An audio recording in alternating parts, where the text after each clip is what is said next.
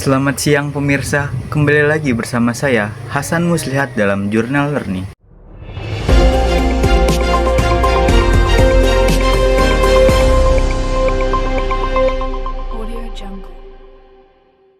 Memasuki pertemuan keempat mata kuliah Teknik Reportase dan Investigasi Berita, kegiatan kelas dibuka dengan penampilan simulasi reportase dari kelompok 2.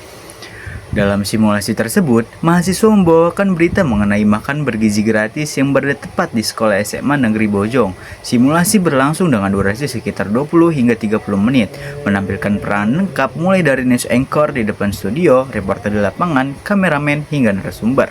Melalui kegiatan ini, mahasiswa dilatih untuk berperan nyata dalam sebuah liputan berita sebagaimana praktik yang dilakukan di dunia jurnalistik profesional. Usai simulasi reportase yang disajikan kelompok 2, kelompok 1 melanjutkan perkuliahan dengan presentasi yang mereka sajikan dengan hasil diskusi mereka dengan kelompoknya yang membahas mengenai pengertian dari reportase. Dalam penjelasannya, pemateri menjelaskan bahwa wawancara tidak sama dengan reportase. Reportase memiliki cakupan yang jauh lebih luas karena menyangkut proses peliputan, pengumpulan fakta, hingga penyusunan berita untuk disiarkan. Sementara wawancara hanyalah salah satu teknik yang digunakan dalam reportase. Wawancara sendiri dipahami sebagai proses pencarian data berupa pendapat, pandangan, atau pengamatan seseorang yang kemudian menjadi bahan penting dalam penulisan karya jurnalistik. Dari wawancara, seorang reporter dapat menggali informasi mendalam yang tidak bisa diperoleh hanya dari observasi di lapangan. Dalam penjelasan materi, seorang reporter yang baik harus mempersiapkan diri sebelum melakukan wawancara. Persiapan itu mencakup menentukan narasumber yang tepat, mempelajari topik yang akan diangkat, menyusun daftar pertanyaan, serta menjaga objektivitas dalam proses tanya-jawab. Dalam merumuskan berita, reporter wajib menyajikan permasalahan dengan format 5W1H. Apa yang terjadi, siapa yang terlibat, kapan peristiwa berlangsung, di mana lokasinya, mengapa peristiwa itu bisa terjadi, dan bagaimana jalannya peristiwa.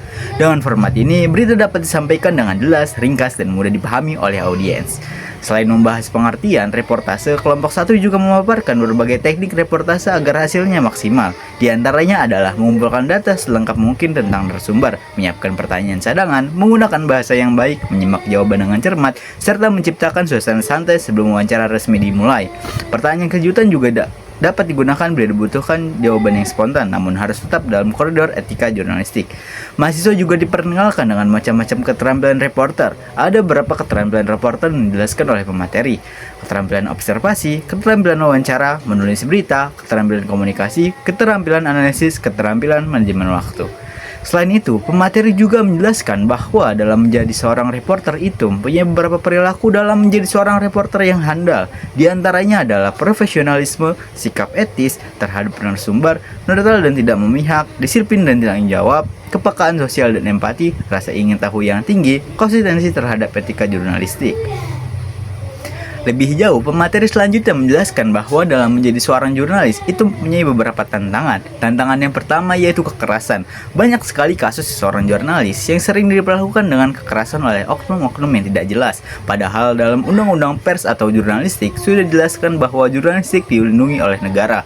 Lebih lanjut, tantangan yang kedua yaitu kesejahteraan. Seperti yang kita tahu bahwa seorang jurnalis itu rentan sekali kesejahteraannya karena banyak dorongan-dorongan dari berbagai pihak yang meminta untuk tidak menyebarluaskan berita tersebut untuk kepentingan pribadi atau bahkan kepentingan negara. Maka kesejahteraan menjadi tantangan bagi seorang jurnalistik. Masih berbicara mengenai tantangan, pada tantangan yang ketiga ini, reporter harus menguasai yang namanya teknologi. Karena dalam jurnalistik, zaman sekarang teknologi sangat sekali dalam seorang jurnalistik. Tentu ini menjadi sebuah tantangan terhadap seorang reporter. Masuk ke dalam tantangan yang terakhir, seorang reporter yang sudah dijelaskan oleh kelompok 1, yaitu tekanan etis dan independensi. Hal ini masih bersangkutan dengan tantangan yang pertama seorang jurnalis menurut kelompok 1, yaitu kekerasan. Tekanan yang dihadapkan seorang jurnalis itu kerap terjadi di berbagai perusahaan-perusahaan besar yang menyebabkan nilai daripada berita tersebut bisa hilang. Maka pandangan yang terakhir ini, jurnalis harus bisa menguatkan prinsipnya dalam menyebarkan berita. Dengan penjelasan ini, mahasiswa diharapkan memahami bahwa seorang reporter tidak hanya dituntut untuk pandai berbicara di depan kamera, tapi juga memiliki keterampilan perilaku yang baik. Bahkan seorang reporter juga memiliki tekanan dalam membuat berita. Sebagai penutup pertemuan keempat, Bapak Adi memberikan apresiasi kepada kelompok 1 karena sudah menyelesaikan pembuatan makalah tanpa adanya revisian. Suasana kelas dimeriahkan oleh tepuk tangan. Pak Adi berharap dalam sistem pembuatan makalah teman-teman sudah bisa melakukannya dengan yang terbaik tanpa adanya revisi. Melalui sistem ini, setiap mahasiswa berkesempatan untuk memperdalam pemahaman sekaligus melatih keterampilan praktis dalam dunia reportase dan investigasi berita. Demikian rangkaian perkuliahan yang dapat kami hadirkan dalam jurnal learning kali ini. Saya Hasan Muslihat, pamit undur diri. Terima kasih atas perhatian Anda dan sampai jumpa pada pertemuan berikutnya. Terima kasih.